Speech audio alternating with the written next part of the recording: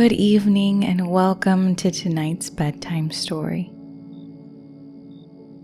Storytelling is one of my favorite ways to connect.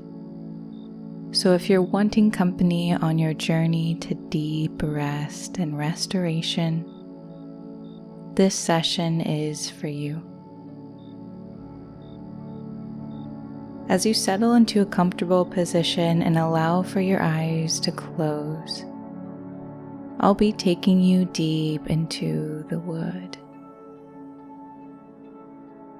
Through the brush and brambles, over rock and stone, so far past the pine where everything that was meant to be remembered was forgotten.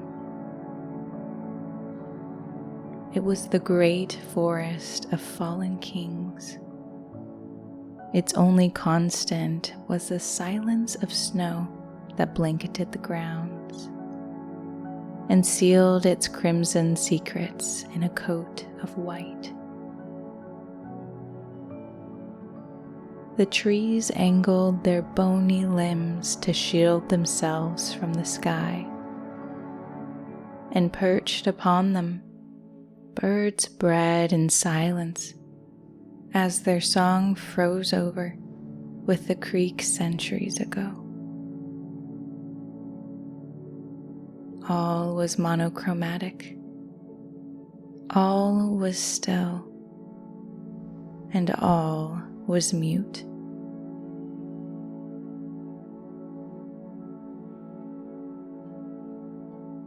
It was the kind old man's last day or first, depending on how one would look at things.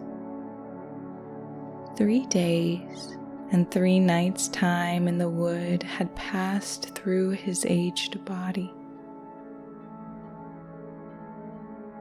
and each quiet step brought him closer to the center of this great forest. He snuck past the pine and the rib cages of the trees. He crept through the thorns as snow covered his trace.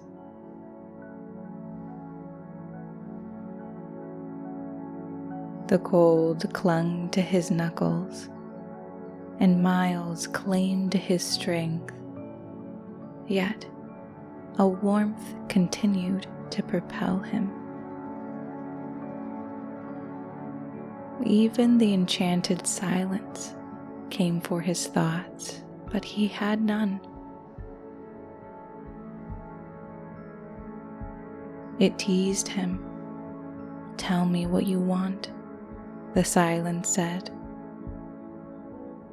The kind old man kept full of empty, wanting nothing, needing nothing.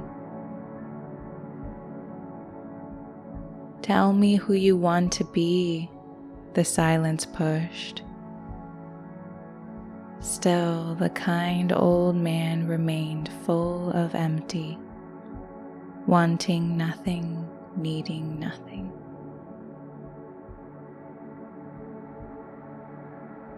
"It's your last day, old man," the silence said.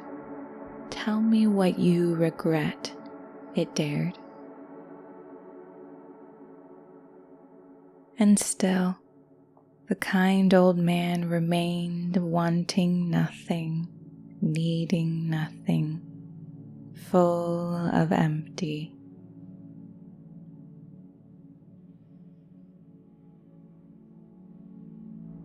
Without anything to be silenced, the silence left the old man alone to do his walking.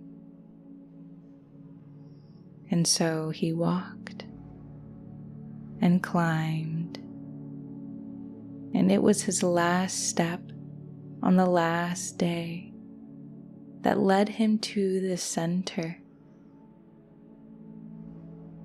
A wave clawing over a cliff, frozen in ice and time.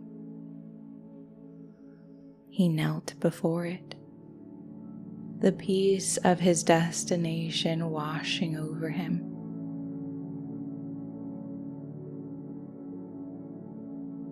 From his cloak, he revealed the axe, its blade almost as heavy as its history, with a handle cut from the oak that raised him.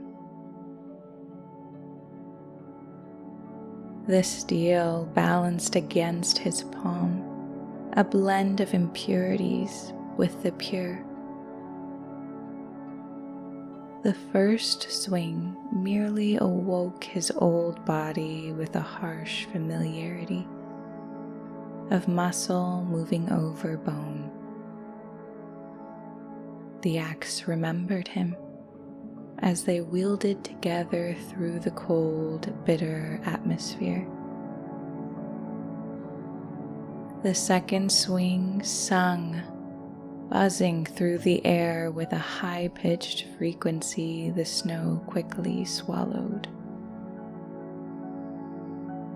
On the third swing, the edge of the axe plunged into the ice, cracking its caged surface, breaking its silence. The water moved and fell, spewing shards of ice, frost, and mist.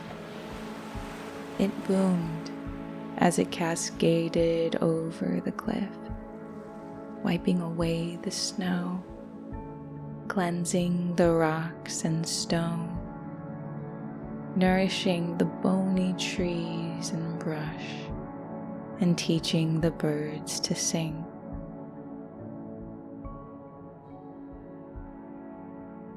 At the end, on the last day or the first, depending on how one would look at things, the kind old man lay in a pool of his final breath, looking up at the birds, remembering their song. And they sang of a kind old king that came not for battle and blood, but to break the silence of an icy, hardened forest that had forgotten its greatness.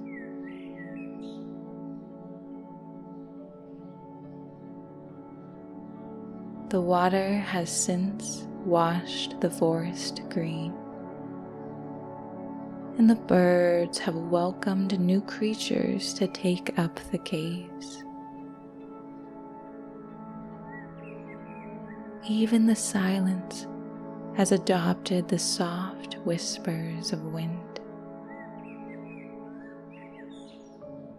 And when winter tugs at the great forest's edge, and the ice threatens to cast its cage, still, they say there's an unexplainable warmth that permeates the air.